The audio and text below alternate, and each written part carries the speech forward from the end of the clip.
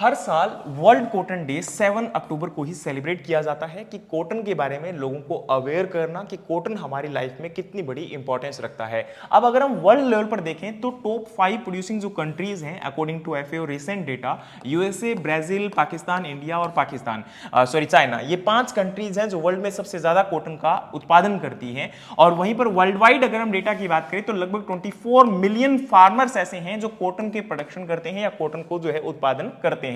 और अगर हम वर्ल्ड के अंदर देखें तो लगभग जो हमारा टोटल कॉटन का प्रोडक्शन होता है उसका 80% हम लोग केवल और केवल अप्रैल यानी कि जो ऊपर के हमारे जो पहनने के कपड़े हैं उनको प्रयोग में उनको बनाने के लिए प्रयोग में लाते हैं।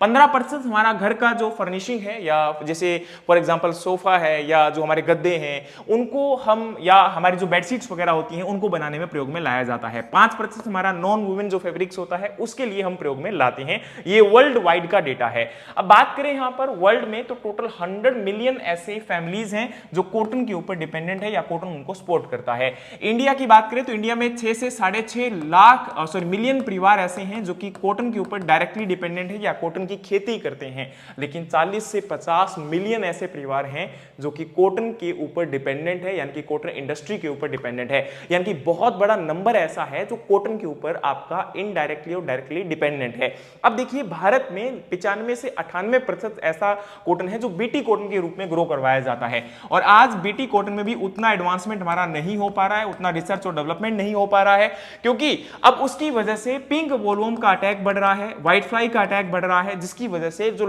उत्पादन लागत है वो लगातार पिछले कुछ सालों में कॉटन के अंदर बढ़ चुकी है। और उसके बाद किसान को उतना दाम एमएसपी जो है मार्केट में नहीं मिल पाता है, प्राइस नहीं मिल पाता है। अब वहीं अगर हम बात करें तो प्रेजेंट टाइम में कॉटन को हम एक डाइवर्सिफिकेशन के रूप में महत्वपूर्ण क्रॉप के रूप में देखते हैं। लेकिन अभी रिसेंटली आपने सुना होगा कि इंपोर्ट ड्यूटी को जीरो कर दिया गया है, जिसकी वजह से हमारा विदेशों से आने वाला कॉटन महंगा सस्ता होता है और हमारा देश का जो कॉटन है, डोमेस्टिक कॉटन है, वो काफी महंगा होता है। तो किसानों को एमएसपी नहीं मिल पा रहा है और